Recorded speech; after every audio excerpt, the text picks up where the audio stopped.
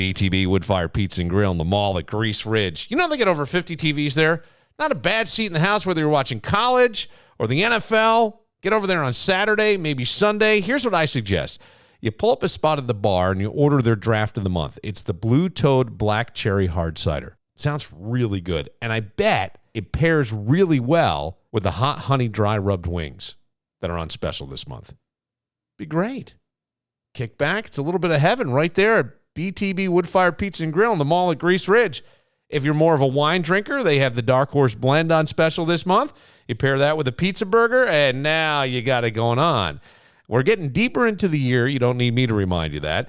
But the holidays are right around the corner, and if you've been thinking about a holiday gathering for maybe your work or maybe your friends, BTB has a room that holds up to 65 people, but it's booking up fast. There's only a few dates left before the holidays. So why not lock that down? And you can do that by going to btbroc.com.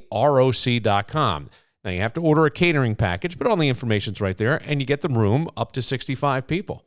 A nice little escape for everybody. Thank everybody for a great year. If it's your business, what a place to do it. BTB. Find out more at BTBROC. That's btbroc.com. BTB Wood-Fired Pizza and Grill in the mall at Grease Ridge. Connors and Ferris, committed to serving. Call Connors and Ferris at 262-COMP today. Toronto Dental. Tell him Bill Moran said it is the best dental care he's ever received, because it is. They use state-of-the-art technology. They perform services that are safe and effective for everyone. I know you may have anxiety about going to the dentist. Some of it's embarrassment. They won't embarrass you at Toronto Dental. They'll educate you on what's happening inside your mouth. And remember, most of what goes in our body goes through our mouth. So we want to keep that as healthy as possible, and Dr. Toronto and his team will help you accomplish that. If you're a senior, they offer generous senior discounts. Give them a call at 442-1900.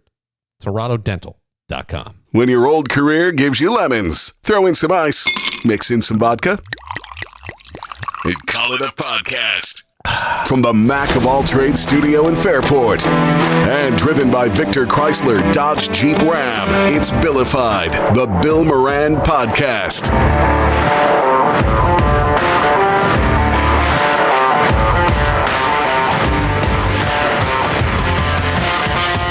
Well, hello and welcome. Thanks for getting your pot on. Thanks for telling a friend like Jimmy Schubert.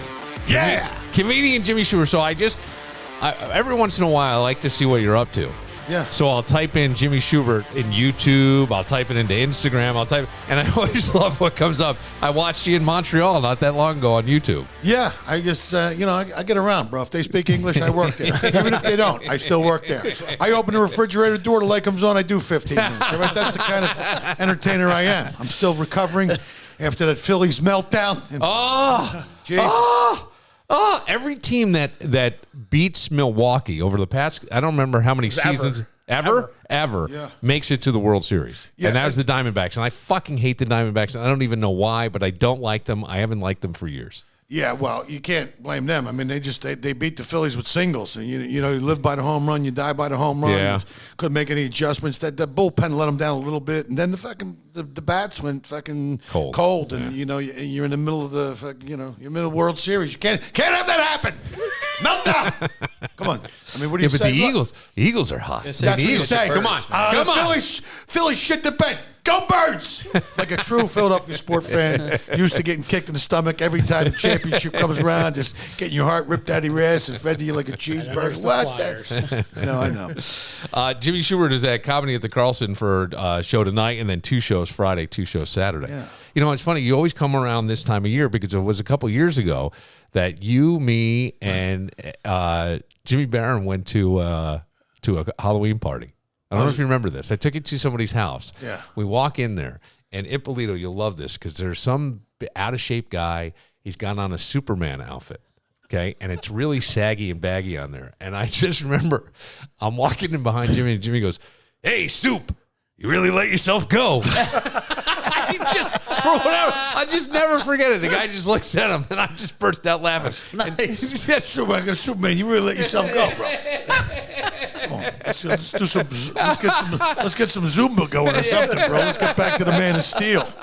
Dude, you look great. You look like you haven't changed at all. I know you've been in movies now. I've seen a couple. I know there was Puppy Love a while ago. Yeah, but now well, that Puppy Love is what happened is that the pandemic hit, so that just got picked up by CAA. Yeah, I it was saw just that. on the Toronto Film Festival on the buyer side, which means they went to sell it. So hopefully it'll get a theater release. It's a cool movie. I was just at the Newport Beach Film Festival for a thing I did called Topper with Brian Callen and Eric Griffith is in it. And Oh, really? and Mark O'Brien, who's on Perry Mason and City on the Hill, and one of his an actress that he was on City on the Hill with, Amanda Clayton, was in it. Great movie, real film. Amazing. It was a real success at the film festival. And then I got this movie coming out with Matt Rife as the vampire movie, which is December 1st, gets a limited release in about 7 cities, and it's called Don't Suck. Dude, this is going to go everywhere.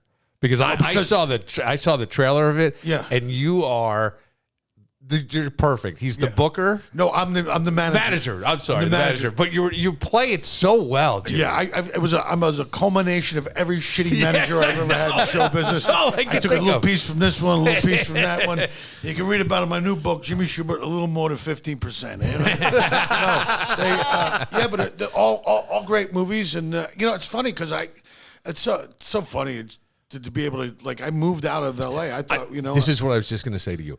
I feel like you've gotten more work in front of the camera since you moved out of L.A. Yeah. Why do you think that is? Well, first off, nobody's doing anything in person anymore, so it doesn't make a difference where you live. Everything's been. I was up for this. I had 2 callbacks to this producer session for a show called Average Joe on BET. Okay. My friend Rob Cullen is the showrunner. It's a great gritty, but I was going to play the white cop who was addicted to heroin. And there's a big backstory. It was great. I think they skewered a little younger on it, but it was a cool project. I would have loved to get it. Yeah. But just to even have the opportunity to go in an audition this for is what I mean. You don't live in L.A. anymore, and so I've never been busier, and I fired all my fucking agents. Tell me about when you're auditioning now, because you're saying you get these callbacks. Are you doing them remotely? Are you doing them? Yeah, you do them remotely. How? I mean, don't get me wrong. There's been a strike on for several months. Yeah, so you haven't been able to, but right up until the strike, I probably had more auditions in my spare bedroom in my place in Florida than I had in L.A. in the last 5 years. That's insane. And I guess because everybody's left or whatever the deal is, and I have a manager that focuses on that kind of stuff now. So because my personal appearance schedule takes care of itself. Right. But those other opportunities, that's what I wanted to do. I wanted to be an actor and a comedian and do that stuff. And so you get those opportunities. I shot a new special called Clown Shoes, which is based off this line that I say, getting through life today, just as a human being.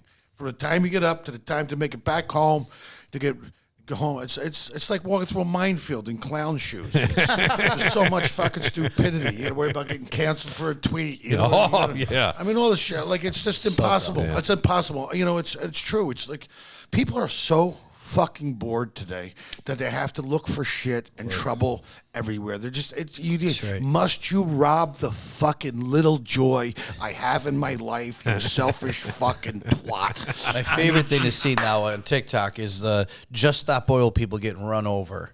Have you seen those people in orange and in England and Ireland? No. You have no clue what the fuck I'm talking about? No. Google Just Stop Oil. Okay. It's this whole movement in Europe. Yeah. They all wear fucking orange, and they literally go out to highways. They go out on fucking racetracks while cars are racing. Racetracks? Bro, people run Fucking these insane. fucks over. They don't care. They glued their fucking hands I did see this. to the street, and they got to fucking jackhammer their hands out. Yeah. Buddy, I'm telling you, there's videos of them. I just watched one yesterday of this tractor trailer, and there had been 10 of these Just Stop Oil idiots. Could you imagine being that stupid? First off, you believe all this climate change horse shit. All right, seriously, how fucking dumb.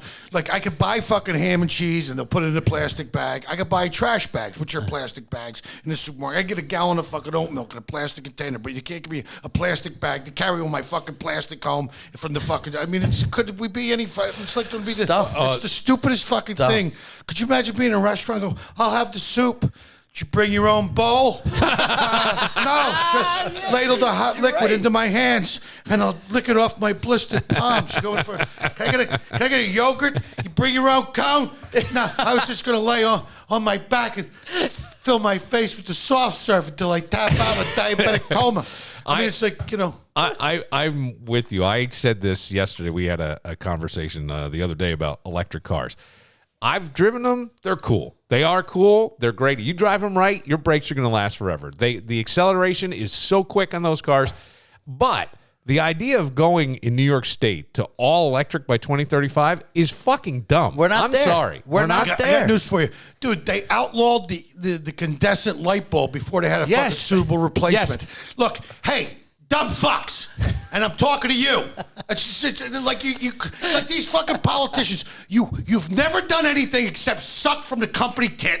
You find problems where there's no problem. You misdiagnose to fix a fucking problem that doesn't exist. You charge more fucking money in taxes for it. And then you're not even held accountable for your fucking dumb, stupid fucking decision. I swear to God. I swear to God.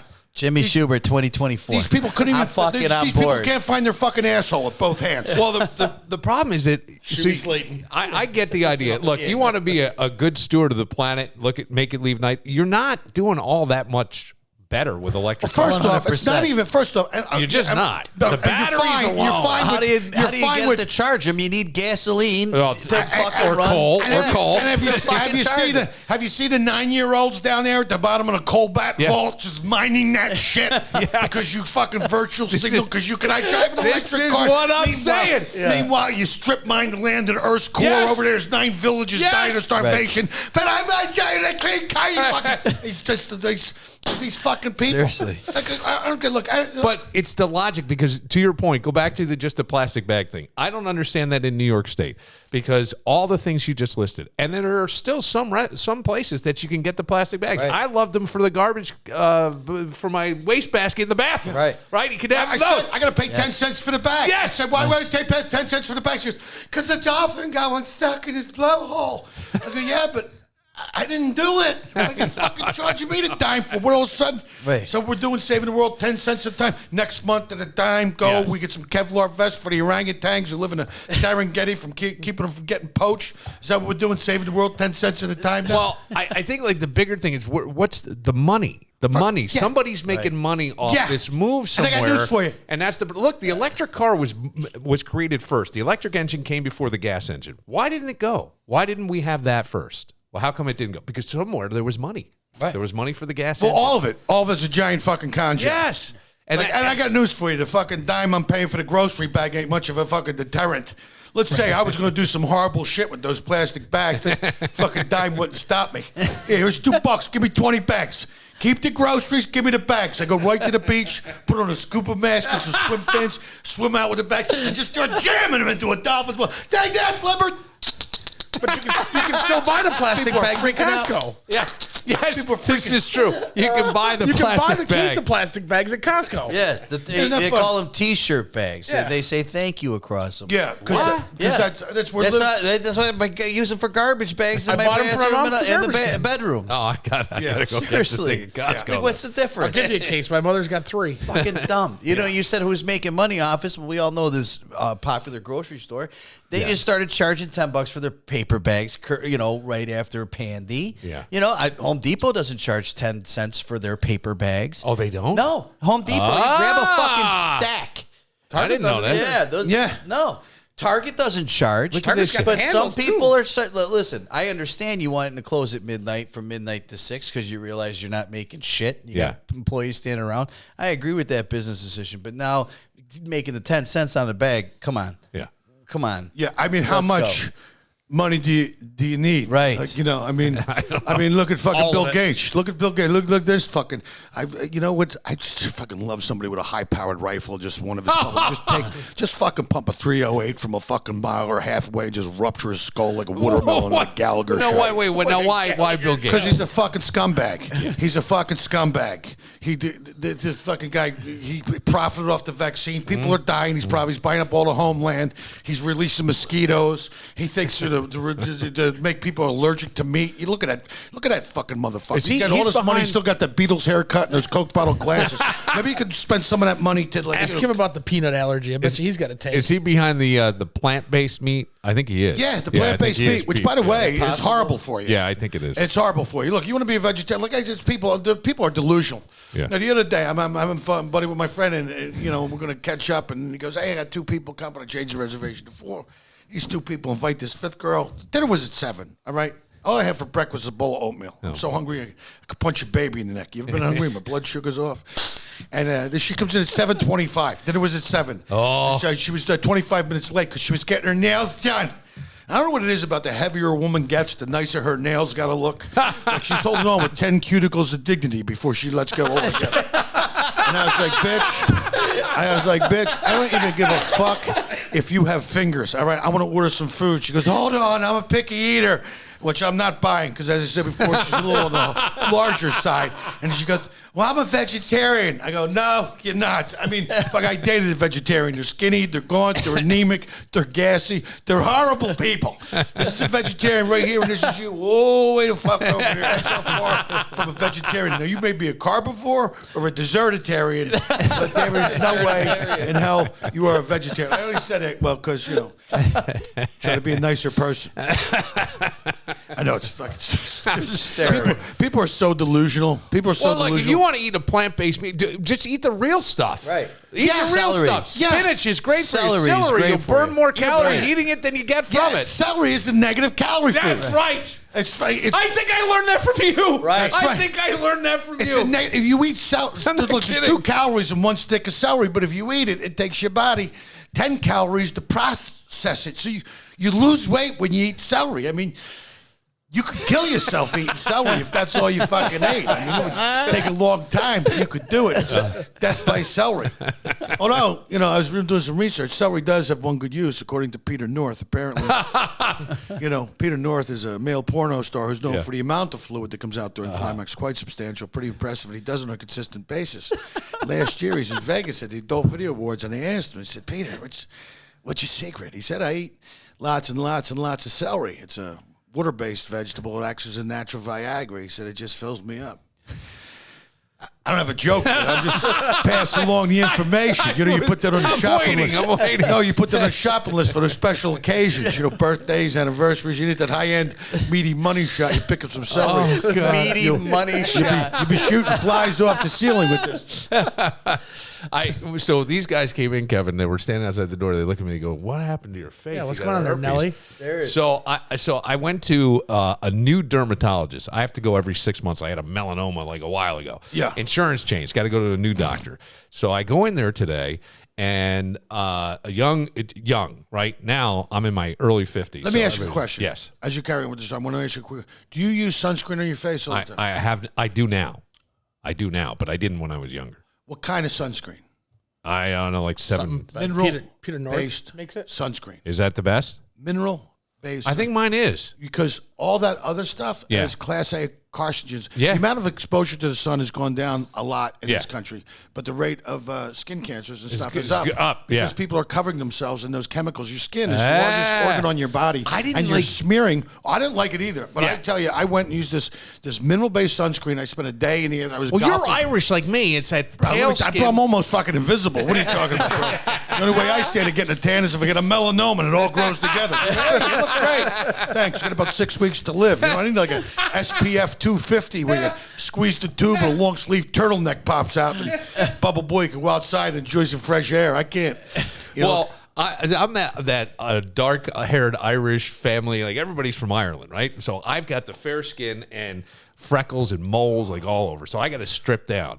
So it's a young girl who comes in and says to me, here's the robe, open in the back, go down just to your undergarments. The doctor will be in. Well, I didn't know it was the doctor and her. 2 females, and they gotta. And so the woman goes, "You can leave your underwear on." They've got cameras, Please lights. They're exist. checking. Next thing I know, my ass is out, my balls. They're checking with blue lights. They're all around it. It's the most humiliating thing I've ever had happen. And then there was like a Now, white. let me ask you a question. You got these 2 hot chicks checking you. Were you stiffer than a gay sailor when at a did you Ricky come? Martin No, concert? he's Irish. Were you stiffer than a gay sailor at a Ricky Martin concert? Were you fucking...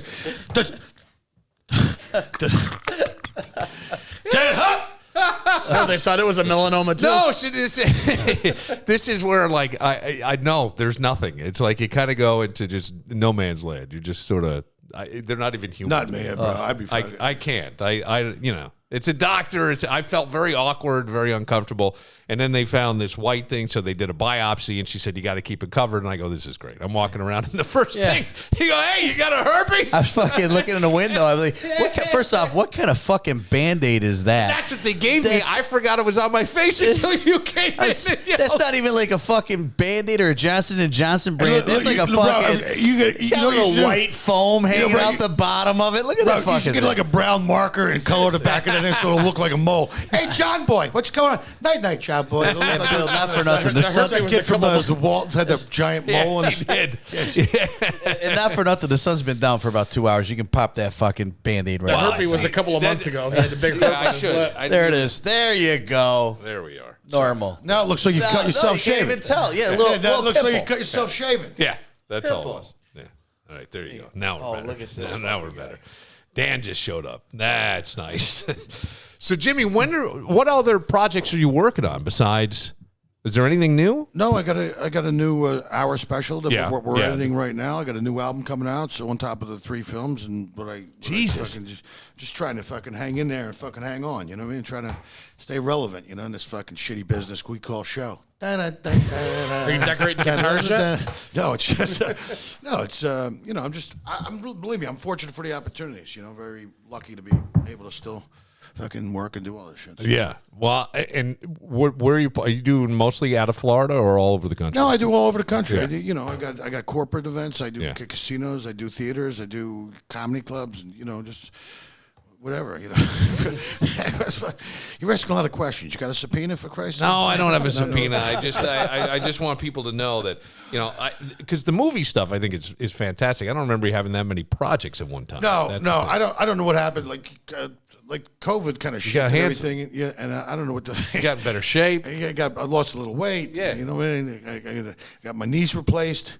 Did you really? I got the surgeon. He said, he said, you buy 2 knees, you get a third one free.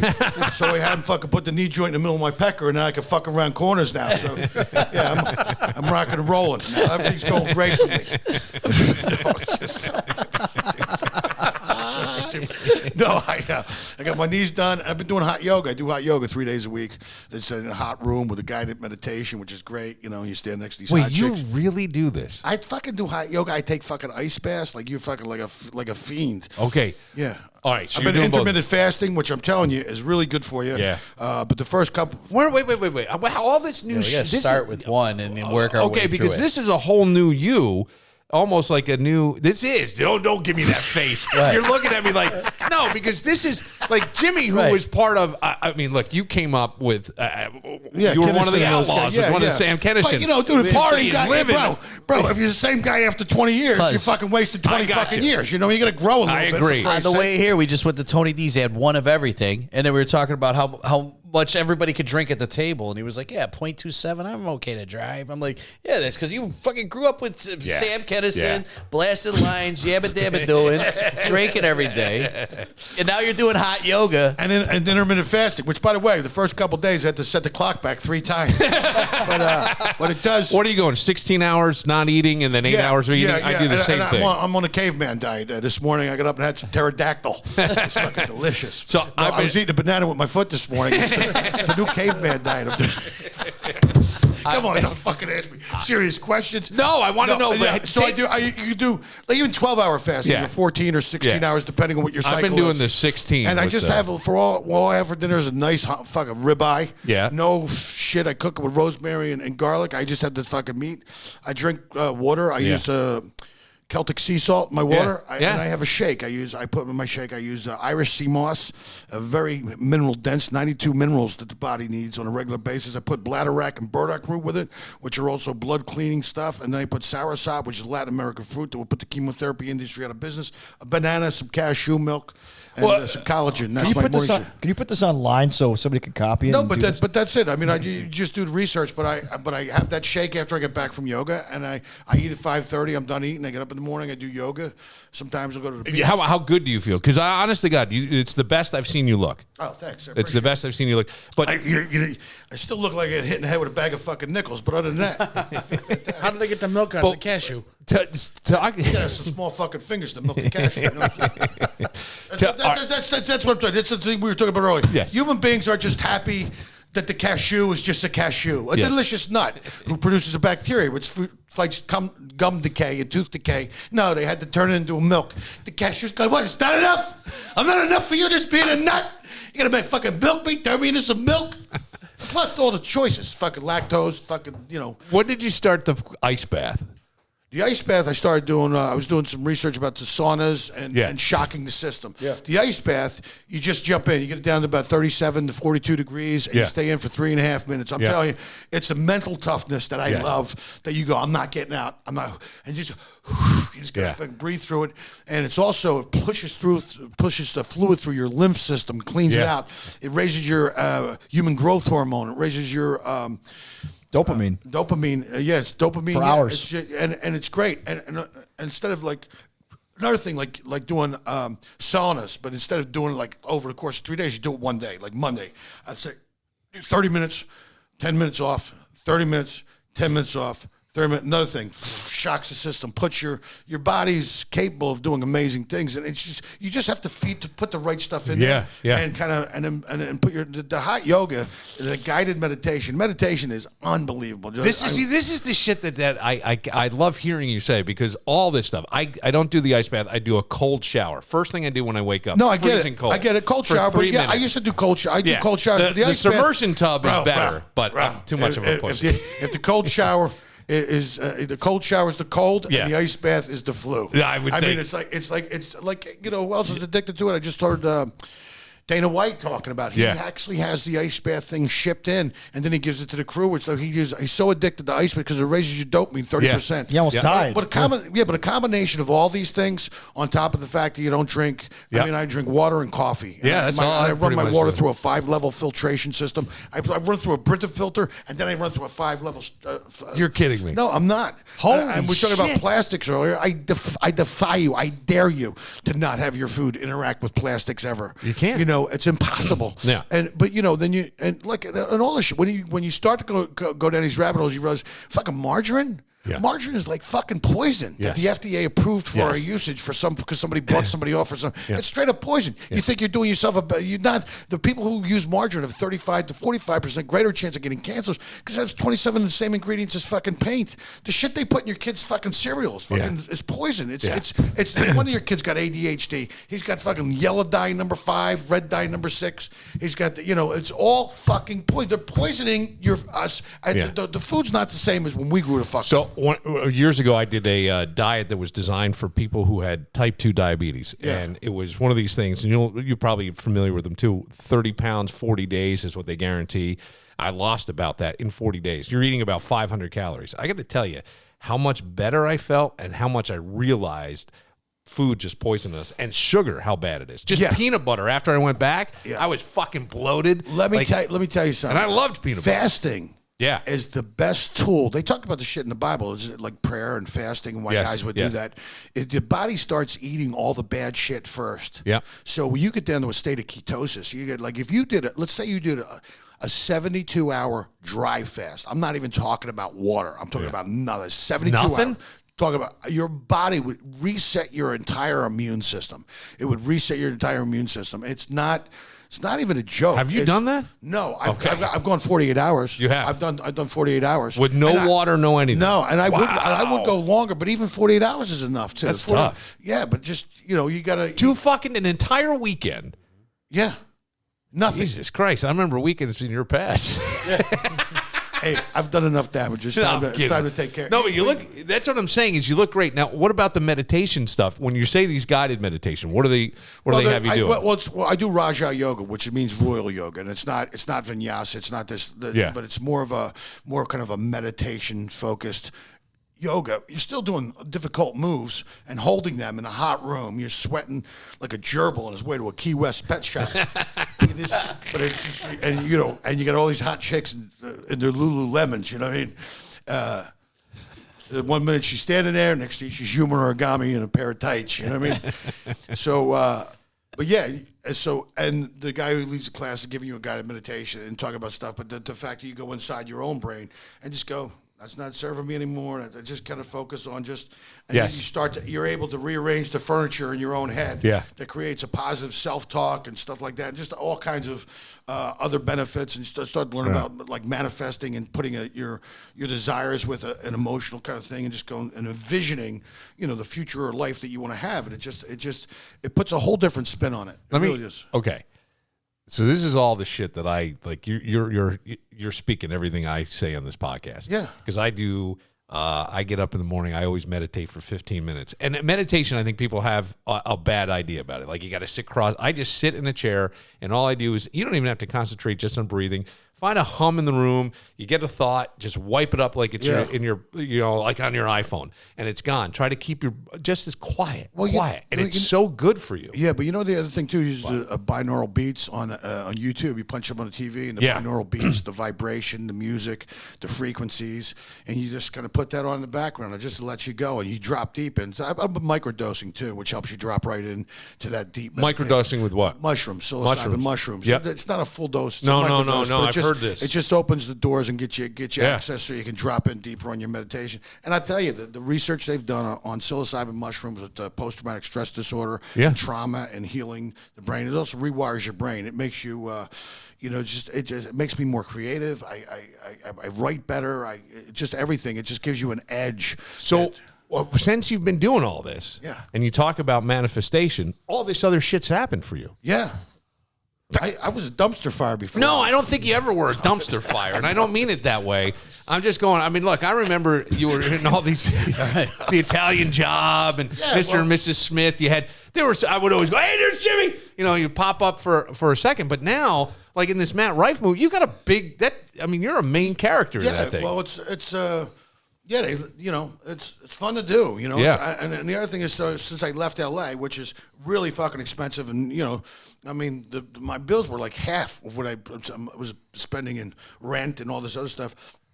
So you could do some of these passion projects, which, these movies were paying big money. They were like, they cover you were like, you get your daily rate plus. Well, your taxes, too, got to be so much better. Yeah, exactly. So $16,000 a year just in taxes, because there's no state tax down there. Right. But it just also, it afforded me to be able to take some time off. I could take a couple weeks off and go work on a movie. Yep. And do that stuff. And so that's what's up. Plus, everything's being shot in Atlanta now. 60 to 80 television productions are being shot in Atlanta. It's the new Hollywood. I mean, people have built, sound stages up there, and that's, believe me, that's the goal, is to get something that shoots in Atlanta, so you can fly up there for 10, 15 weeks, shoot, fly back to Florida. I would love that. That's I'm putting that out there into the universe. That's what I want, and because everything is, filmed in Atlanta. Movies are being filmed down there now. It's a right to work state. It's so I really do think, I was just in Los Angeles. I think Los Angeles is done. I really do. I think it's why because they're just never going to recover. There's homelessness everywhere. It's like, and there's certain parts of Philadelphia that are the same way, where these people are just walking around, they're zombies. They're dead. They just haven't fallen over yet. These cops are telling me that they go down there, people are so drugged, mother-daughter hooker team, and so strung out, like what? So you talk about, what's fucking What gross? corner are they in? I think I saw one. I was just in Philly. Fucking around. Shuby, but it's 25 years ago we'd be here, we'd be blasting lines, and now we're standing in line for Starbucks. You know what I mean? It's just like fucking the change in us. The change, but as he said, you change. But I'm listening to all the stuff you say, and that when you say manifest, and then I look at what you've manifested. Right. This shit works. It does. He could be your life coach. Does. People the words abracadabra. Yes. Which are used in magic is an Armenian word, akva kadam, which means I speak so it exists. Yeah. I speak it into existence. Oh, shit. That's what they call I didn't know that. When they call it spelling. Yeah. It's called spelling words, because the things you say are really important. What you say, and if you realize what you say and what your thoughts are, you wouldn't just think or say anything. I always say, be careful what you ask for. Yeah. Even if you're just putting it into the universe by yourself, because it'll come true. If you're vibrating on that high level. I mean, you can't be shooting heroin and fucking banging hookers. Yeah, I'm gonna manifest this life. I'm gonna hit the lottery. You got to be working on it, and you got to be, because you do that fluoride in your toothpaste. It calcifies your pineal gland, which is a way for you to connect with the universe. When I realized that, I woke up one day and I realized I didn't fucking know anything. Everything I thought I knew to be true was fucking bullshit. Every fucking last little bit of it. Organized religion, you go back into certain histories about the Anunnaki or the Nuki, or however you want to say it, the ancient Egyptians, the things that these people were doing, that they were maybe. I'm not a big fan of the Catholic Church and organized religion. Gotcha. Kind of like, I think we're fucking divine spiritual beings. I think we're sent here. Like this is like the planet Earth is a real tough assignment for a spirit. You're sent here. You got to figure some shit out. You get to pick. I think you get to pick your fucking family and your thing. You get to see your mission. Go, okay, you want to go do it? Yeah, I'll go do it. And you go down. But you also kind of elevate to that, and you got to learn shit. I think. Where did all this come from for you? What was the? I just realized I didn't learn anything, and I just think things resonate with me, and other things don't. Yeah. I read a book by a guy named Brian Weiss. This guy was an academic, taught at was a head of psychiatry at Miami Sinai Hospital, and he started doing these things. He was doing these people, like he would figure, we do life regressions with people, and they could find out, like, I was 7, this traumatic incident happened at 7, and you suppressed it, and now it's coming forth. So something bad happened in your thing that you forgot the memory of it, and that's why you're having this problem currently. Or like the last. But what happened was he had this client come in, and he says in the thing, she goes, this client is probably not like other people, but he would take her back to, and they couldn't find anything. So nothing was coming up, and he goes, let's go back a little further. But he was very careful with the way he did it. And next thing you know, she starts talking about her feet. Where are you at? He goes, it's sandy, it's hot. She goes, she was in another life, and he goes, what are you? Because it's hot. I'm wearing sandals. It's sand. What do you see? I see, a lot of. And he started like talking her through this thing, and he would lead them on like enough to where until it got to be painful. I think she drowned or something in that lifetime, and then so he started like found this fascinating. He thought maybe she was like schizophrenic or there was something fucking other wrong with her, but. In between these lifetimes, and he was working for over like a course of a month and a half, and. She was able to recall when she was between lives. Really? Like she was between lives. She goes, where are you now? She goes, I'm with the masters. He goes, what do they want you to know? He goes, they want me. And he was able to like answer this question. And she said that love is the most powerful force on the planet. That love is, and then she says to this guy, and this is what fucking knocked him out of his chair. She said, they want you to know that your son Agvam, which is the Hebrew name for Adam, because it's named after his father, said, who was born with the heart of a chicken. He had heart problems. He was born with the heart of a chicken, so his heart was backwards, and he had passed away. And there's no way that this girl could have access to this information. And the guy, I'm getting chills right now as I say, and the guy just fucking comes out of his fucking seat. There's no way she could have fucking known this. But, he was an academic. He wrote the book. It took him 5 years to publish the book because he didn't want to get laughed at academia. It changed his course, his career. But I think that, you start... Things that make sense, like that. Why would the guy fucking make this shit up? And it sounded legit. And he wrote a couple other books along the same subject matter. Well, but I thought I don't. I don't believe any fucking single thing these cocksuckers say to me. In fact, my new mantra is: the less I listen to government health advice, the healthier I become. The less I listen to government health advice, the healthier I become. I don't believe a fucking word these motherfuckers say anymore. I just don't.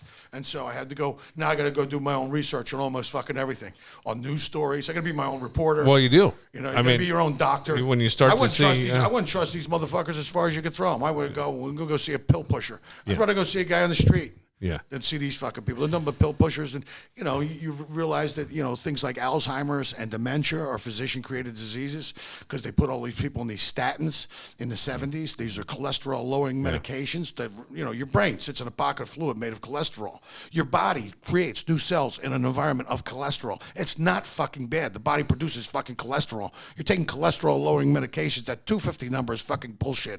I'd love to see one fucking scientific fucking report that says it's bad. It's not. It's fucking horse shit. And they sold you out, and they put you on these statin medications. Now, there was a fucking explosion of Alzheimer's and dementia in the 80s because all these people were taking these fucking medications. It's fucking these...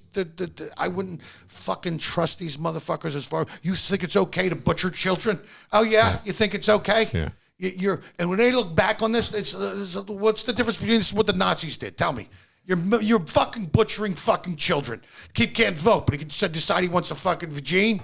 Right. Yeah, cut my dick off. I mean, I got to tell you, it's gross. But then again, follow the money, because every kid that transitions, that means it's $1 million to Big Pharma over the course of their lifetime to get all the drugs they'll need to walk around and pretend that this fucking fantasy, you can pray, okay, if they say so.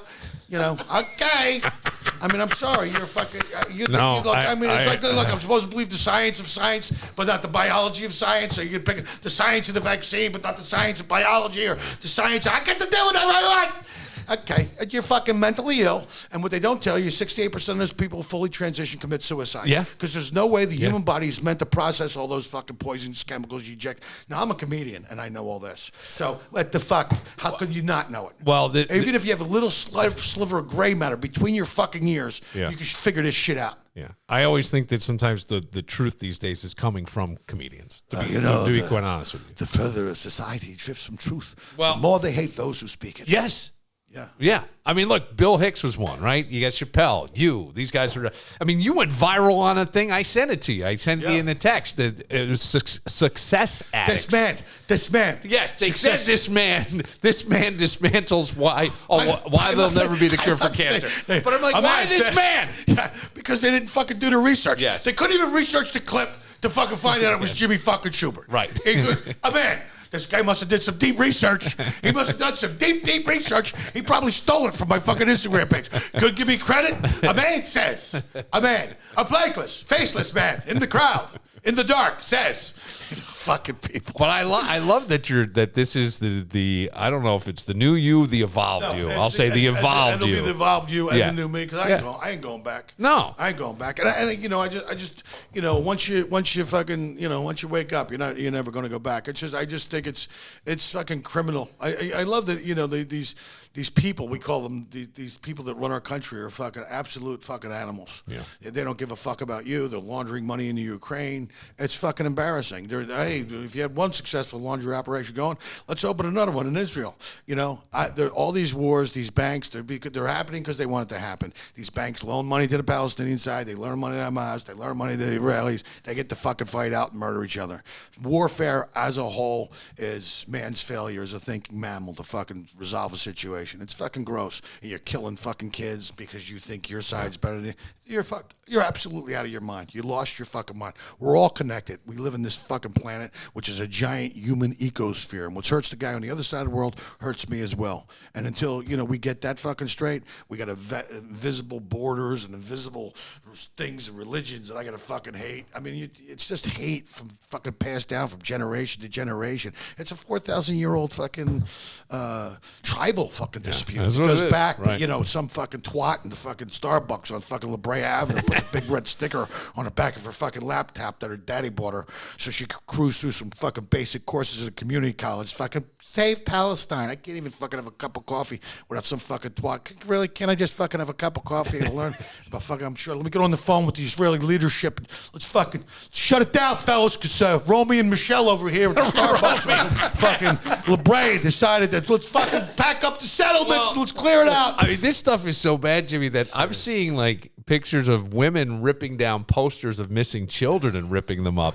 Like in New You know why? York, I'm going, that's evil. These are kids. They're dumb. And it's women who have, I mean, come on. Let me tell you something. Because they've all been indoctrinated. Yeah. You sent her off to get a college education. Instead, she got indoctrinated by a bunch of fucking irresponsible fucking. You're not teaching me anything. You're not teaching these kids anything. You fucking indoctrinate them. You're a fucking animal. You had a responsibility to educate your fucking kids. Tell me how.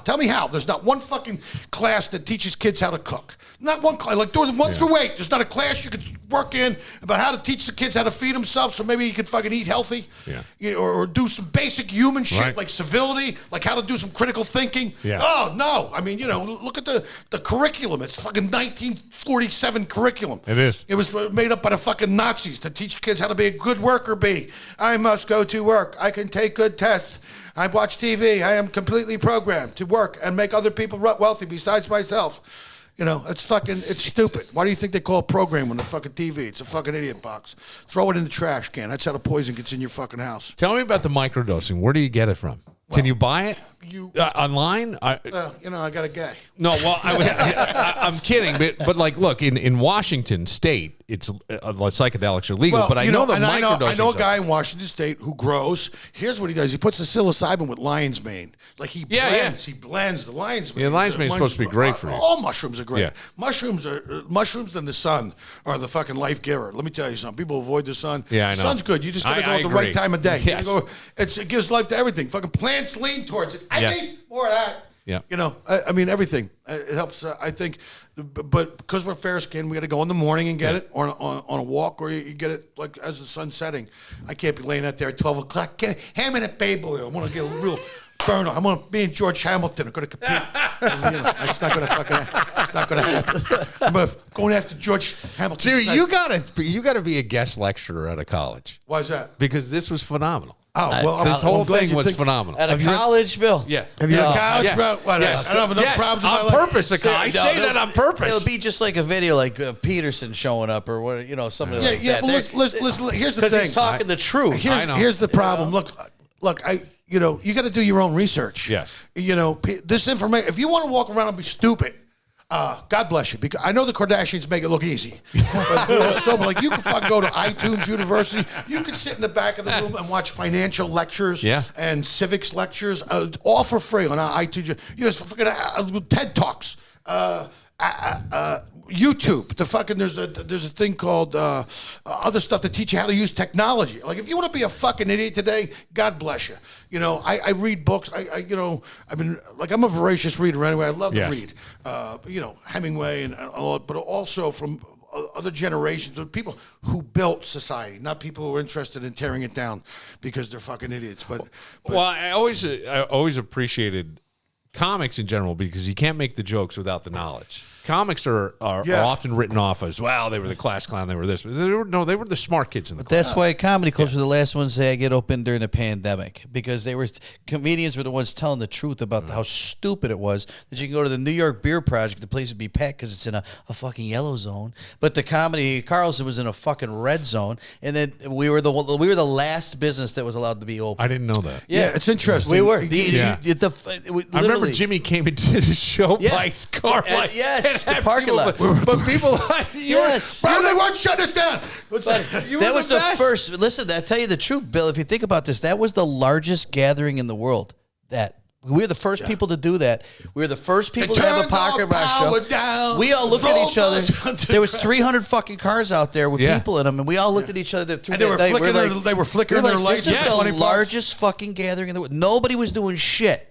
Nobody was doing shit. We were the first fucking people, and we all were like, holy fuck, this is the largest gathering in the world. Who's that? Was that your idea? Yeah, well, there was 4 of us that came up with it. We were like, should we do like a drive-up roast? And they could tune the radio. And you could tune the radio to a frequency, and then they could sit in the car and just listen to it. It was fucking perfect. Yeah. Because we were going to do drive-up roasting where people drove up and we would fucking pick on them. Hey, fatty. But instead we were like, no, let's actually do a show. Yeah. We boasted over the radio. Vinny's perfect. Intelligent with that shit, so we set it up. And then boom. Vinny is great with that. But Jimmy, you're the perfect guy because you'll just do it. You don't care. Like you said, you'll do 15 minutes. I went to Afghanistan, did some fucking shit. I was doing jokes in a fucking war zone. Yeah. I'm getting off the back of the chopper. I get the helmet on, the vest. He goes, who are you? I go, we're the comedians. He goes, what are you doing here? Like, we suck so bad. We're lost. He's like, he goes, you should have been here about this time yesterday. They were shelling us. I go, that must suck. He goes, not really. They're not very good shots. Come on. And you're under this double fucking, and you're an Apache just circling, making sure nothing's going off. Who was on that tour with you? It was Drew Carey. Yeah, I thought so. Drew Carey, Steve Byrne, Pedro Hernandez, Dave Mordal, and myself. And we would just drop in. We're doing some of these forward operating bases, some of these special forces bases, because they all had beards, and because they were negotiating with the fucking feudal landlords out there. And over there, they judge a man his virility by the veracity of his beard. They were like, there was like, oh, we cannot do business. He does nothing but cannot grow. Get away. They got a beard to fucking negotiate with these motherfuckers to sit at the tribal fucking the meeting. But yeah, it was cool shit. It's crazy shit. Plus, I get more out of it. Like, I know that some of those motherfuckers were like, man, anything besides fucking going out. Like, you're talking to this one group of dudes, and one guy had this fucking bandage on his chin, He's just smoking a cigarette. He had that fucking gaze, you know? Yeah. And the dude comes back and goes, yeah, they just got in a firefight. We were fucking pinned down pretty good. He goes, and this motherfucker come over the hill. There was about 40 well-trained fucking insurgents coming over the hill, and we were fucking pinned down. And these motherfuckers, thank God, came over to flank on them and just put them on the fucking run, which allowed them to get up, and they were able to get out of it. But the dude caught a little fucking shrapnel in the chin. But I'm just sitting there talking to the dude going, well, glad I could show up and tell some dick jokes for you. Glad I could make. Well, hey, man, sometimes it's the greatest thing to take your mind off of it, to laugh. Dude, the first time I was in China, I was in Wuxi, China, and it was I was doing this little fucking English pub out there because people don't realize that there's like these communities of like 25,000 expats. They all speak English, and they're in fucking China, and whether they're college kids teaching English to the Chinese or contractors or people over there working. And so there was this kid in the audience, and he was just fucking dying laughing. He was over there doing an intern. He was in China for like 3 months. He goes, I'm so fucking homesick. He goes, this was fucking great. Good. This was fucking great. So, but anyway, the last 3 years especially, people come up to you after a show and go, God, I fucking thank you so much. Like, people forget how much laughter is a part of your mental well-being. Being able to laugh and have fucking it's fucking healthy for you, man. It's you got to laugh. It increases your oxygen. It just puts you in another place. Well, oxygen is the biggest thing. It's what your body needs to kill all disease. But people man. forget when it's like just to fucking let go of the fucking thing and be able to laugh. You know, and people like I can tell you, there's been a big difference in how much people appreciate it now because they weren't able to do it for like 2 years or 2.5 years or 3 years. Even everything started to come back slow, but people were like, fuck, I forgot how much I miss fucking laughing like that. So one of my favorite moments with you was on the radio. The guy calls up and he says something dumb. And then Jimmy goes, hey, you like liverwurst in the can? The guy goes, what? He goes, you like liverwurst in the can? He goes, actually, yeah. Jimmy goes, bend over. No, it was kielbasa. Oh, kielbasa. You like kielbasa? He goes, yeah. I go, you like kielbasa in the can? He goes, yeah. I go, bend over. Whatever it was. And I was in that moment that I laughed my ass off and I go, Jimmy Shubert. But today, man, you were just a more evolved guy. It's the same guy. Funny as shit, funnier than I think you've ever been. Oh, thank from you, all man. the stuff I see. What is this, an ego massage parlor here for Christ's sake? Yes, No. I'm here to Thanks, guys. I appreciate it. Do you have a book? Are you going to write a book? Or? No. I've been thinking about it. I've been jotting some stuff down. It's going to be an unauthorized autobiography. Called Jimmy Shubert, I finally overcome my crippling shyness. You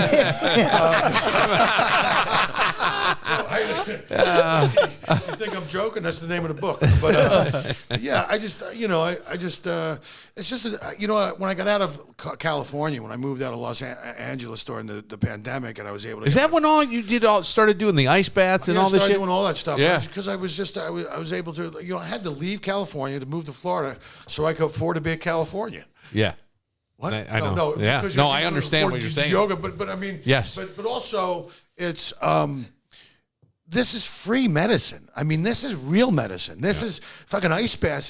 It's real medicine. Meditation is real medicine. Walking in the sun is real medicine. Meditating is real fucking medicine. Drinking fucking your allotted fucking water every day is self-care. So, getting 8 hours of sleep is a real fucking, that's the best thing you could do ever. Yeah. Get the fucking 8, man. Yeah. Get the fucking 8. And who's getting 8 anymore unless you're washing it down with a 2 Ambien with a 12-year-old scotch? You know what I'm saying? Who's getting fucking 8 anymore? I'm not getting 8. Bro, I fucking, but that's my weakness. I sleep like Rip Van Winkle now. I work the snooze button like Rip Van Winkle. What? So what I was going to say, I knew you're going to be on stage in about a half hour. There's a show that I got so mad at watching. It's the Blue Zones on Netflix. It's all about people who live to be 100.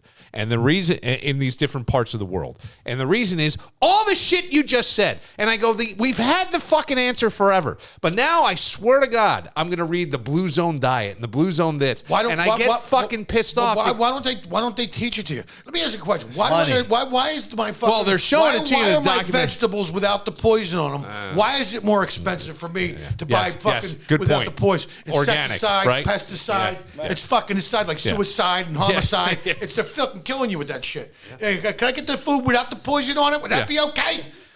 Tickets are available at carlsoncomedy.com. He's got 5 shows this week. Tonight at 7:30. Tomorrow at 7 and 9 p.m. And Saturday, 7 9 p.m. That's carlsoncomedy.com. We'll be right back. These commercial messages. No. We will take a moment. Jimmy, I know you got to go. I love seeing you. Thank you. You too, Bill. Great All right, seeing you as well, gentlemen. Nice meeting you. Thanks for having me on. You got it.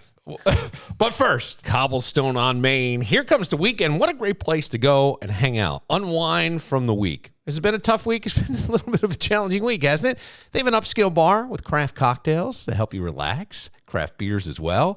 Some great shareables. I highly recommend their nachos. The thing that impressed us most here at Billified is they don't get soggy. It's like they figured it out at Cobblestone on Main. You can find them at 109 West Main Street in the Village of Webster. They also have locally sourced menu items and intimate dining. So date night, it's the perfect place. It's the perfect place like to kind of do the combo date night. You go, and by that I mean you go in, you have your intimate dinner, and then you go to the upscale fun bar, Cobblestone on Main. They got you covered from beginning to end. They even have a party room that you can reserve for all kinds of occasions, especially with the holidays coming up to 45 people. You will find more information about that at cobblestoneonmain.com and then in person at 109 West Main Street in the Village of Webster. Cobblestone on Main. Mac of all trades. The name says it all. 585-202-9218 and macofalltrades.net. Circu and Circu Law in Pittsford, because sometimes you find yourself in a sticky situation, whether it's a DWI arrest or maybe you're accused of a crime you didn't knowingly commit. That's when all kinds of panic sets in. Try to find a moment of clarity and do yourself a favor. Call Circu and Circu. The number is 585-385-2510. If you can't remember that, remember this, circulaw.com, SERCU law.com. When you go there, you can email them through their secure contact page. Because at Circu and Circu, they've litigated criminal cases of every scenario you can possibly imagine, from really serious felony offenses to simple misdemeanors. If you've been charged with a crime, you not only need, you want a defense lawyer with experience, but more importantly, integrity, both in and out of the courtroom. That is Circu and Circu. All their consultations are held in the highest confidence. And here's the most important thing. They'll do everything in their power to ensure that you are not deprived the justice you deserve. 585-385-2510 or by email through their secure contact page at circulaw.com. Leo's Bakery and Deli. And Cafe. So sweet, so sweet. East Rochester. Jimmy's E's Plates and Shakes, rockin' Brockport for nearly 2 decades. Can you believe that? Right there on Main Street, open Wednesday through Sunday. And they have some plate hybrids. Sure, you got your traditional plate, but why not go get the jambalaya plate? It's layered mac salad and french fries, topped with chili, and their chili is so good. Cheddar cheese, served with country sweet on the side. Oh, it is a party in your mouth. Jimmy's E's Plates and Shakes. They even have catering for your upcoming holiday party. Find out more at platesandshakes.com. Jimmy's E's Plates and Shakes. Leave Billified a voicemail anytime on the Victor Chrysler Dodge Jeep Ram line at 585-206-8866. Breast cancer's a racket? Oh, by the way, hey, Bill.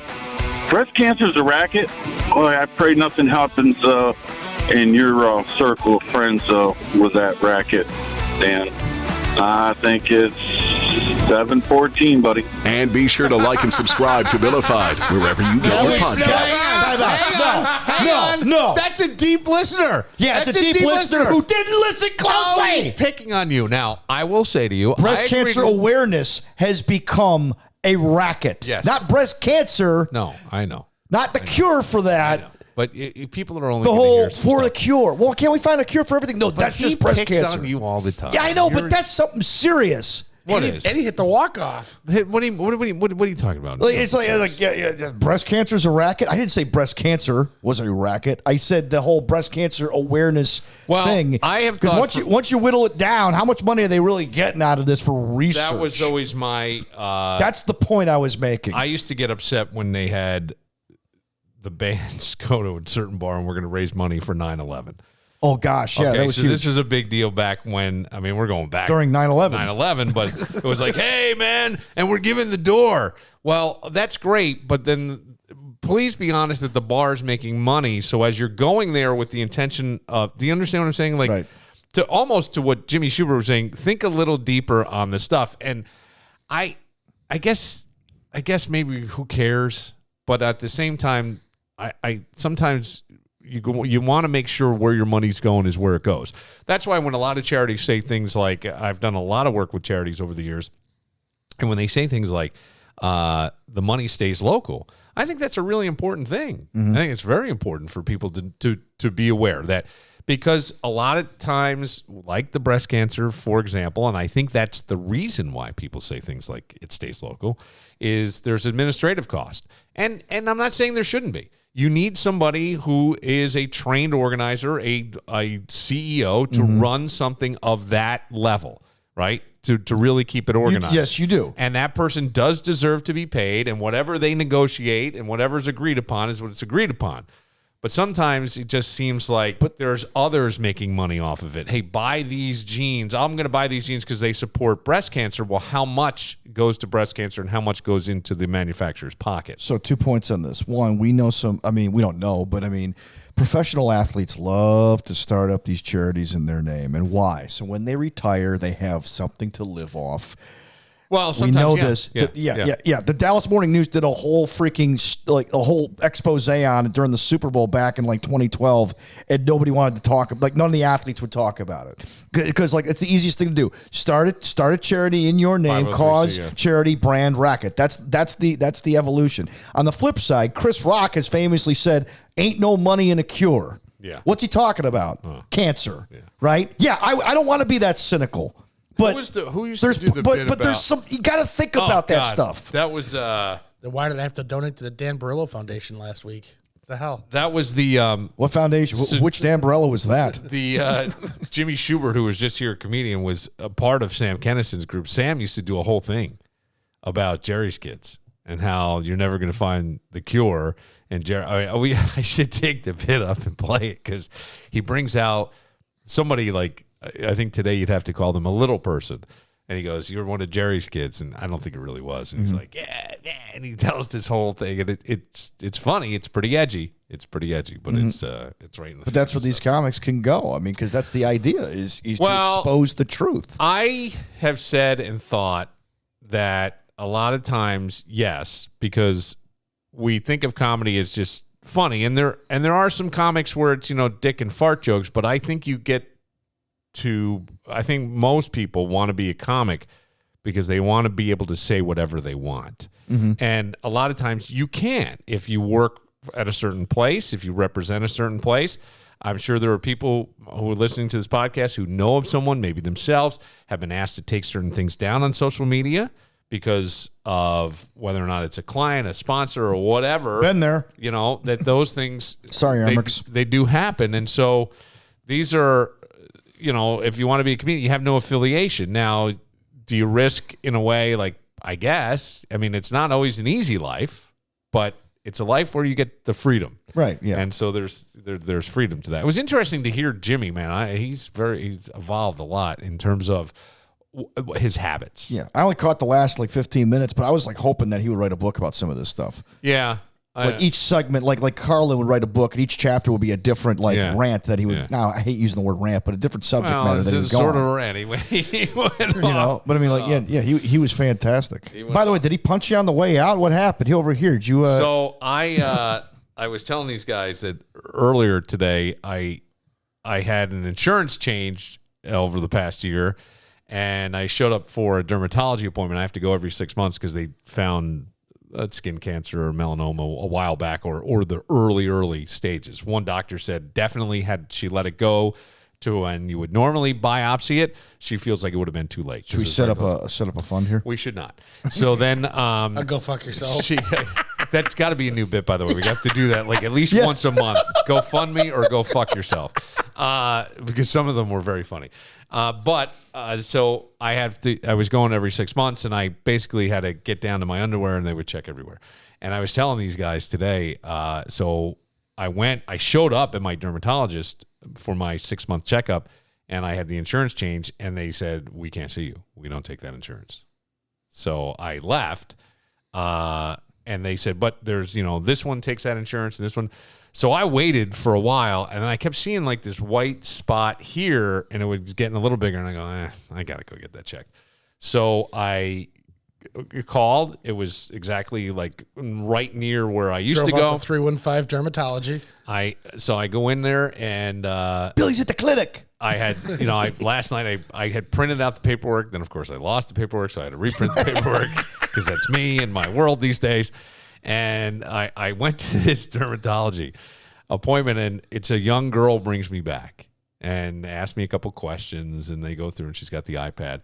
Now, one of the things I had not seen in any of the paperwork prior at my other dermatologist was you can consent or decline this to be videoed and have photographs that can be used for teaching purposes.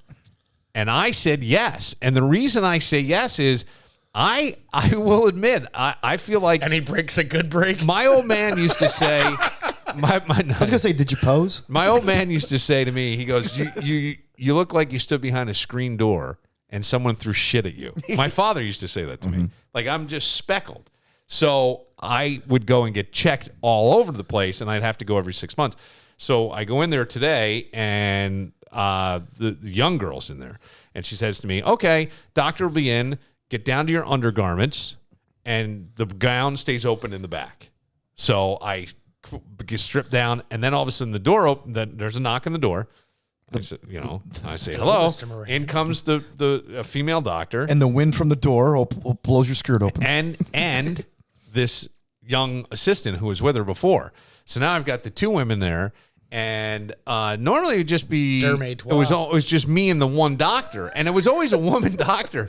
So this woman's going through, and she does everything. Next thing I know, I can feel the breeze on my ass because it's hanging out. She's checking down there, and I can see it all here. I was like, oh god, that's why Manscaped's so important. Yeah, and I didn't consent for teaching 203. Here's the thing, I haven't, so I had stubble. But anyway, either way. And I said, this thing on my lips, she goes, I think it's a basal cell, which is not that bad. And she said, well, we have to do a biopsy. And then I said, hey, I got this thing that keeps recurring up here. It would look like a pimple, but it keeps those coming things back. Kano used to get on his head, remember? I don't know. Those bumps? Oh, no. This is underneath this. Oh, okay. This looks like a pimple. Okay. And she goes, it's sun exposure. It's precancerous. And she froze that off. So I had two things done. And then I came to work. But she said, keep it covered. So I had this big, giant, round Band-Aid. Like Nelly. I forgot that it was there. Jimmy Schubert and Mark Ippolito showed up, and they're looking to Mark Sturge. What, you got herpes? Hey, he's got a herp. Should we go in there? And I'm like, ay. So that's where all that... herpes was a couple weeks ago when you had the thing on your lip. But the lesson, yes, build cancer awareness. You're aware now that you could, have cancer, and that's why you... Well, I do. Yeah, that's... Yeah. I mean, I essentially have skin cancer, but it's treatable. Yeah. Stay out ahead of it. But it's important, though. You're letting people know. Yes. I would checked out. And as Jimmy said, mineral type sunscreen because of the carcinogens and all the others. Yeah, I mean it's a big thing. I read labels now more than ever. Like he was speaking right to my heart because I've been doing that stuff. My wife tells me I'm nuts. I can't tell for other reasons. I can't agree with him that mine is. I know mine's not from that. I laid out in the sun as a kid. Okay, I laid out in the sun. I went to Mexico like at 12 and laid on the beach at 3 p.m. thinking most of the sun was gone. I was blistered. I don't know. I think my parents tried to prevent me from doing that, but I did it anyway because I was thick-headed. And then they put a blanket over. I was on. I mean, there was a period of my life where there was a boat involved in my life, and I was out on the boat a lot, on the water, no sunscreen. I would go. I went at one point. Somebody in my life, that was not a wife, but it was someone like that, who said, hey, if we're going to the Caribbean, you really should get to go tanning. So I did. And so all this stuff, I think, in a very fair-skinned person, not very smart. Yeah. That's all I would say. As an old man now, I would say not very smart. Well, our old friend JT, that's how he started with skin cancer in his calf because he used to go tanning religiously. Yeah. Because he went on a lot of trips and stuff like that. So that's important. Because skin cancer is one of the scariest because you don't realize it's coming sometimes. Well, that's why I get checked a lot. Mm-hmm. And I can kind of recognize things. You're supposed to keep I was told that I should be taking pictures of different ones. So my father used to tease me, go, hey, do you got your own book called My Spots? And you consented for medical purposes. So, like 6-8 months, you'll be the face of anal ward pills. Yeah, it could be. For the cover boy. I think, no, this was just for dermatology stuff. It said right so- in there. so only words for are dermatological. You once, back in the break room days, you once talked about a comic. Maybe it was Jimmy. I don't know. There was a comic who loved to talk about watching porn. And he said he followed this certain, like... Oh, no, that was a New York City comic. Yeah, I know who you Oh, mean. okay. And he talked about this woman that he was a big fan of. All of a sudden, he noticed a mole on her ass, and it kept getting bigger. And he calls up the porn company. Goes, hey, you might want to have her get that looked at. Yeah, I forget his name. He was in Old School as one of the members of the fraternity. Oh, okay. And I can't remember his name. He was an older guy then, but he did Last Comic Standing or something, and I thought he was great. He was great. And he was based in New York, and I think I might have seen him at the Comedy Cellar too. I don't remember. But so anyway, that's why I had the thing, and Yeah. there you go. Get checked. I had a colonoscopy. Yep. Went great. Yep. Breast cancer. My wife had a mammogram. Yep. I mean, get checked Like, it's out. just- We have the means in America. Yeah, and you just stay ahead of it. Yes. That's it. Just stay ahead of it, because otherwise it gets ugly. And if you can't afford it, people will help you out. Yep, it can get very ugly. Yeah. Yes, they will. People will help you. There are ways to get that done, and yep, I always think no matter what in life, people will meet you halfway. If you're showing some effort, if you care enough, you want to keep yourself healthy. Believe me, I think insurance should encourage that, because then you're not incurring all the costs. Later Right. on down the line. Right. So that would be Some companies will reward you for that stuff too. Yeah. The Bills will be playing tonight as we're taping this. I know Peter said that he expects them to win by 6. But not cover. But not, yeah, because I think the spread is it not 8.5 Last now? I saw was 9. By the way, 9. the coach of the Buccaneers, Todd Bowles, he has the worst record among NFL head coaches against the spread. Okay. So it's something to so it's kind of interesting how he brought that up, but on the opposite side, Bucks ain't good at this either. So I think it's gonna be a close game though. Okay. All right. Well, 9.5 is the current line. 9.5. We'll take a moment. We took a short break, and I talked to someone who used to live in Lewiston, Maine. And I'll give you some insight. We're going to probably talk to that person next week. They are very close with the family that owns the bowling alley that I think had switched its name recently to something recreation center. But he was very close to him. You guys heard me talk to him. He was on speakerphone. But I thought he said something very interesting about the person and why they haven't found him yet. And he's saying, this is what's kind of going on CBs and things in Lewiston, Maine, which, by the way, TMZ just put out a headline saying gun sales are way up in Lewiston, Maine. But this guy's considered armed and dangerous. Clearly, he walked into both a bowling alley and just opened fire. There was, I think it was a youth league night or a youth something night. A number of people killed there, and then into kind of a bar, and I think 8 guys got shot in there, like a sports bar. So I'll tell you about this guy a little bit more, what I heard in just moments. But first, Iron Smoke Distillery, man, they got that legendary Applewood smoked whiskey. If you've never tried it, get over there, take a little sample. You can book a tour and do a tasting all at ironsmokedistillery.com. I mean, you can do it at the distillery, but you can book it at ironsmokedistillery.com. Where they have Scully already in a stocking cap. It's not even Halloween. Matter of fact, this weekend, they're going to be celebrating Halloween over at Iron Smoke. I love hanging out there. Get myself the Peacemaker and sit back and take in some great music. The Living Room Sessions, we'll be doing the Acoustic Sunset Sessions tonight, Friday, October 27th from 5 to 8.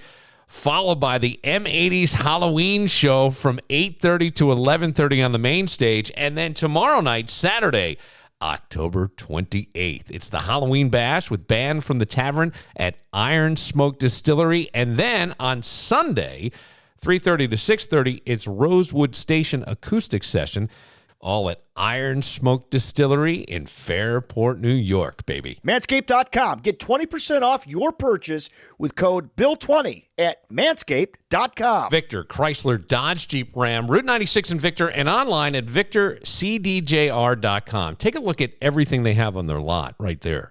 It is a state-of-the-art facility. You're going to be so impressed when you walk in there. And everything about it, from the sales staff to the maintenance, is top-notch. But here's the thing. We got another Western New York winter coming. Depending on who you're listening to, it could be a tougher winter than we've had in recent memory. You need safe, reliable wheels to get through that. You'll find them at Victor Chrysler Dodge Jeep Ram. Look, they're family-owned. They understand that you got needs and you got budgets. Sometimes your needs change. Maybe you had another child and your budget doesn't necessarily change. They're going to work with you to make sure you get into something that is safe and reliable. Right now, you'll find a 2023 Jeep Compass Sport Utility, 42 months, 10,000 miles per year, $289 per month, $3,500 cash or trade, first payment, DMV taxes and fees due at signing. You must be a Conquest or returning leasee.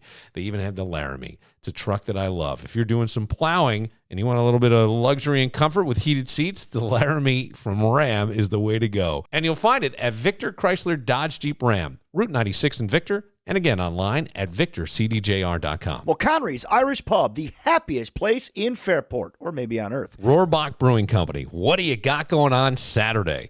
How about brunch at the beer hall? Yeah. The Railroad Street Breakfast Pizza or the Breakfast Poutine Skillet. It's roasted potatoes, local curds, egg, beef, gravy, herbs. You can add chicken, bacon, bratwurst, or Italian sausage for just a little bit more. And you pair all that with something delicious to drink. Maybe the Space Kitty Beer Mosa. It's Space Kitty or any other draft offerings. Champagne, fresh orange juice. That'll wash down anything on the brunch menu. And you can see the entire brunch menu at roarbox.com. That's roarbox.com. Why not get the weekend off to the right start Saturday morning at the Railroad Street Beer Hall? Rohrbach Brewing Company and the Saturday brunch. Leave Billify a voicemail anytime on the Victor Chrysler Dodge Jeep Ram line at 585-206-8866. Hey, Billify, this is Brian. I'd love to see Doug come out for my turkey raffle at my American Legion. Sounds like a cool dude. And also, Mr. Moran, I still have a coffee mug from your days back in the break room and would love to hear from you. Give me a shout. Thank you. Bye. And be sure to like and subscribe to Billified wherever you get your podcasts. I remember those. Yes, you do? Yeah, because they were so surprised that you and Tommy would fit. I came in at the very end of that first quarter, but they were so surprised that you, Tommy, and Sally would be number one that the station decided to print up all these bumper stickers and mugs to show you, hey, we support you, even though we never did. Because you guys did it on your own with no help. So then they decided to lambate or just blow these like mugs and bumper stickers out, and he probably got one of those. Yeah. I don't want to get into the story. I just remember the moment. No, it's fine. It's a funny thing because I think no matter what, it always comes down to you. It's nobody else's fault if you win or lose. It's really not. It's all you. It's all you. The part that I think bothered me the most was they bought the radio station, and when Brother Weeze left, and you almost can't fault them in this thinking, in all honesty. You have a legendary radio personality left that station. I don't care what anybody says. WCMF stood for, I think it was the community music format. Whatever that means, right? It wasn't Wild Crazy Motherfuckers? No. And so community music format, he made that station what it was. It became known for that. There was other rock stations that did much better in the ratings. And then when they put him in the morning, he had a uniqueness. It was all him. Every bit of success, every bit of money that guy got, I don't care what anybody says, he deserved every cent of it. Every cent of it. Because it was worth it. Because believe me, whatever you think about Brother Weeze, they made more. Do you understand? Yes. Because of him. Right. You know what I mean? For every dollar he made, they probably made 10. Right. So he's worth every penny of that. And it was his uniqueness. And he forwarded radio. And honest to God, this podcast, I learned by watching and stuff. You know what I mean? And I found my own way and figured it out. But we all learn by watching somebody. Well, that's how everybody does things. So I think there's a bit of that. But when it came to this, they just wanted, I think they thought we were going to fail and move on. It was almost like, okay, he's gone. We're not looking at what's right in front of us. We're looking past it. And so they were looking. So the plan was, I already know what the plan was. I will tell you, no one will ever admit this, but there used to be a guy named Robinson who was on the radio. He did afternoons on one of the stations that they owned, and I knew that they wanted to put him on in the morning on CMF. Once Weeze was gone, that was going to be it. And I know that only because I would walk by the programming guys thing, and what they would do with radio personalities is they would try to go, all right, what's your character? What are you into? What do you like? What's your relatable content? All right, you like cars? There's a bunch of people that like cars. Talk about cars. Talk about how you love them and how you race them. And okay, so they had this whole list of character things, and I'm not an idiot, on a big white board on one of those big giant easels in his office about Robinson. Well, why do you have that sitting there? It was there when we came into meetings, and it wasn't there for other. I knew what they were doing, and eventually, I don't know if you were there. I wasn't there yet. They brought him in. I was at PXY actually. They brought him in. They brought him in. So it's me and Tommy doing the show, and they came to me and said, "Hey, we want to try having him on. What do you think?" And I go, I mean, you're asking me what I think. Well, I'm not going to tell you what I think because you're going to do what you want to do anyway. I'm not stupid. So I went, whatever you want. So Tommy wasn't having it. They brought this guy in, and he kicked the fucking shit out of this guy verbally. Robinson had on glasses that had like tape on him. And he's a nice guy. Great guy. He's a great dude. Had nothing to do with anything. Well, then it went like, so then they came to, then the next thing I know, they go, hey, you know what? I've been fighting for you guys, and I'm going to go up there, and I think, and then it was addition by subtraction, and so they cut everything out. But they could see, but I just knew that all I had to do was keep my head down and keep working. And I had more information. You always want to have more information. You always want to know. Because the human condition is that we're always obsessed and worry about what we don't know. Why do you think people get so upset about dying? Because we don't know what comes next. We think we do. Some people tell you they do. Jimmy Schubert says. Yeah, well, all kinds of people. Right. So we've had all these people tell us all these different things. But the big thing is most people fear that. Most people fear public speaking because they don't know what's going to happen. They don't know how people are going to think of them. What are they going to think of me? All this shit. So I had inside information because I had an agent who worked at a higher level and talked to people outside of Rochester. And all he said to me was, just stay where you are. Stay where you are and just focus on doing a great show every day. Just do the best show you can do every day, and it's going to work out. That's what he would say to me. And so I did, and it did. And what he was basically saying is, it's fucking radio. It's radio. We could say it's radio in Rochester. It's radio. It's radio. They're going to go for the lowest common denominator, the simplest solution, the path of least resistance. It's you guys. You guys, you prove to them this can work. They're not going to go looking for anything else because anything else is going to be a pain in the ass. Right? It's work. But there was talk of bringing Ted Nugent in via like remote and maybe it's like all this shit. And I just ducked it down. But then the Robinson, and then I felt bad because Robinson wound up doing afternoons, if anybody remembers this guy. On CMF, yeah. And then something happened, and somebody called up and said something he said, and I shot back. And then he became so sensitive that he basically turtled and became the victim. And I'm going, that's not what I meant. And then it became a thing. It became a thing. And so what I do when shit becomes a thing that I never intended to be a thing is I go, fuck it. You're an idiot. That's not what I meant. And either you believe it or you don't, but I'm not fucking wasting my time. And that's exactly what I did. And he and I never really talked after that. And then now he's out of radio completely and he lives in Phoenix. Oh, he lives in Phoenix? Far as I know. Okay. I ran into him a few years ago. He looked good. He lost a ton of weight and did all that. Yeah, he got smart. He got out of radio. He got smart. That's what happens. I'm sorry. I didn't mean to go off on that. Jimmy went so long today, but I just want to touch on this real quick before we close it out tonight. There's two things. Since Jimmy was on, and he used to be with Sam Kennison, here's Sam. I think this is talking about... The fuck are they talking about, Jerry's man? kids? You know, I think this is Jerry's it's kids. something to do with clothe the naked, feed the hungry, shelter the homeless. No. No, God wants us to have them all. With 104 stores in it. So people don't have to shop with the sinner and the unbeliever. They can come and shop with only Christians. God's mall. And people are like, that makes sense to me. I'm writing out a check. Sam was a preacher. So you got about 6 of those fucking channels. Then you got this other stuff. You got channels I never use. I don't understand. Channels like the Weather Channel. How much does it cost to produce this fucking thing? And why waste the money? How hard is it to go to the door, open it, look outside, and take a wild, uneducated guess at what the fucking weather is? How hard is it? All right, you know what's so bad now? Every day I get up, I go, I'll say, and I don't want to say it, but I'll go, hey, whatever your Alexa, whatever, what's the weather?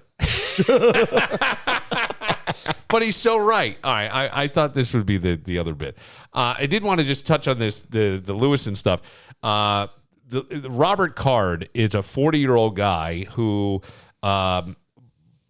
ballistics trained. I believe he was a firearms instructor and a longtime Army reservist who I think recently had mental health, from what I read, mental health crises but it was known, like asked for help. I think he went and asked for help.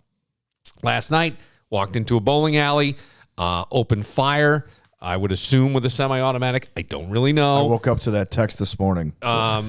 And a total of 18 people have died. It was a youth bowling thing. I don't know if there were children, 13 people injured, but people and some on life support. I think 3 are on life support. He shot the bowling alley and then went to like a sports bar. His car was found at a port. Now, I said, I'm going, well, I wonder if he's dead. I wonder if he just went, I can't believe I did, like had a moment of clarity and shot himself and drowned. So my brother lives in Kennebunk, Maine. I think we've said on this show before that my brother knows everybody. It's my sister-in-law's birthday. The weather happens to be warm. He's sending me pictures of, I had texted him saying, hey, I know it's Morgan's birthday. Tell her I said happy birthday. I still haven't texted her. What an asshole. But I said, if you get a chance, can I talk to you or somebody about Lewiston? Are they having, look, it's really the greater Portland, Maine area. My brother's about a half hour, Kennebunk's about a half hour outside of Maine. I would assume that maybe they're telling you to shelter in place because this guy is considered armed and dangerous and they can't find him. So he said to me, he texted me back and goes, hey, this guy you met at my party, he grew up there. So I talked to the guy while we were doing the podcast, but not on the podcast. And he said, yeah, I'm really close with the family that owns the bowling alley where the shooting went down. And he said, from what I hear, and he goes, this is what's going on the CB radios and all the talk in the small town police is that they really have absolutely no idea where this guy is. But he was very, very well coordinated. He had several escapes. There were 2 modes of transportation at the port. One was a dirt bike motorcycle.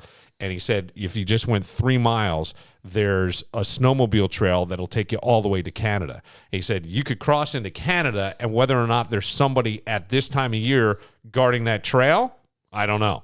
He's like, you could get into Canada. Yeah. He goes, and you're 50 miles from the biggest highway in Canada at that point.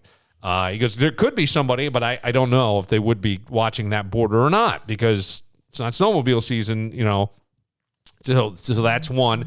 And he goes, and the snowmobile trail also can take you off to Braxton, which is another part on the coast of Maine. And he said supposedly there was a boat there.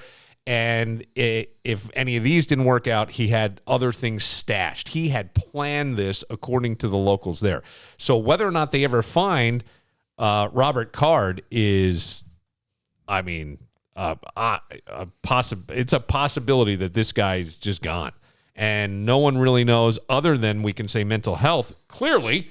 Yeah. But why? Right. Why now? Right. And somebody who's well-trained in this stuff. It's just scary. It's a scary, unsettling thing. It happens, it feels like it happens often in this country. We are a very large country, but it does feel like it happens way too often. Yeah, I had a thought, but I don't want to. Go ahead. No, go ahead. Well, no, 2 things. One, you never see people with mental health issues do well-organized, nice things. You know what I'm saying? Hang on a second. Leads me to my second. Wait. We're going to talk about Doug. I was going to disagree with you on that. Okay. In that, I think that most people they don't give you the attention because they did something nice. Yeah, and I thought about that. That's why I paused. There's some people who are like, to your point, that may be bipolar, and all of a sudden they're loving and they're this, and they give all this shit. And I've known people like that, and they're a little crazy, but here they are being benevolent. We don't really look at them. They don't get the national spotlight. Or like we don't actually question, are you okay? Yes. You're so nice today. Right. You know? Right. So the other thing is, too, is like the people with mental health issues, like they said, like, Chris Cornell committed suicide, and they said, like, well, he was going through mental health issues. But how come these people with mental health issues all know how to do the job? In other words, they all know how to like pull it off, whatever they're doing, whether it's killing themselves or killing or like this douchebag, crazy like a fox. They don't always have thoughts. It's crazy. I know. Like it just blows my mind. I know it was kind of rhetorical thinking. That's why I didn't want to bring it up. Well, there you go. I should have let you. Well, yeah, but that's the thing. We'll pray for you. I think most Thoughts and people. prayers for you, Dave. I think that what you're saying is what a lot of people think. Mm-hmm. I really do. Now, according to this, they say here Katie Card, which I don't know if that's a sister, but clearly a relative of some kind, could be his wife. At a news conference Thursday morning, law enforcement officials said he had moved from a person of interest to the suspect of the shooting. An arrest warrant had been issued for Card, charging him with 8 counts of murder, authorities said, adding that the counts are based on the identifications of the 8 victims so far. They hadn't identified everybody. That is true. If people see him, they should approach Card. They should not approach Card or make contact with him in any way. Katie Card said the family did their best to reassure Robert Card that the comments were not real, including by verifying with some of the people he claimed he had made the room. I think people. Let me see something here. Forgive me. I should have done this before we got on. Card, a firearms instructor and longtime Army reservist, began to hear voices that were saying horrible things about him about a couple of months ago when he was fitted for a high-power hearing aids, according to Katie Card, who is married to his brother. So this is his sister-in-law. In the military, put him under medical evaluation for a while, too. He was hearing voices. He was picking up voices that he had never heard, she told NBC News. His mind was twisting them around. He was humiliated by the things that he thought were being said. And the other half of the equation is that maybe it was military or not, but whatever he had gone through could have led to this. Yes. Yeah. And it's like you want to get angry at him, but like you should also get angry at the other stuff. I mean, it's so twisted, and I just my heart aches for these people. Yeah. And then you got to wonder, like, are we next in any situation? Because if it could happen in Maine, what happens in Maine? Does anything happen in Maine? Yeah, a lot of cool shit goes on in Maine. Cool stuff, yeah. From the people that are like mentally ill but happy. Very recently, a couple of moose attacks. But right, that's my point. Well, yes. Moose are dangerous. But look, what did we have last night? Right. We played a news story last night where the guy said, this doesn't happen in Pittsford. I think it's right here. That's my point. Whoops, wrong one. You make the call, Dave. No, Does it happen in Pittsburgh? One of the things that was screamed was, you murdered my sister. Right. There was So this is, I mean, right? This doesn't happen in Pittsburgh. Now, that was a domestic where it was just, but again, awful. Someone who didn't deserve it to die in any way, right? You're right, exactly. So this doesn't happen. That's not a mass shooting. That person didn't shoot there and then go to 2 other places or a number of people, strangers they didn't know. But, yeah. By the way, I've had a busy day. Did they ever get to the bottom of that situation with the couple? I did not. What was the cause behind that? I got to tell you, like, some of this stuff I find so depressing, I don't even want to do it.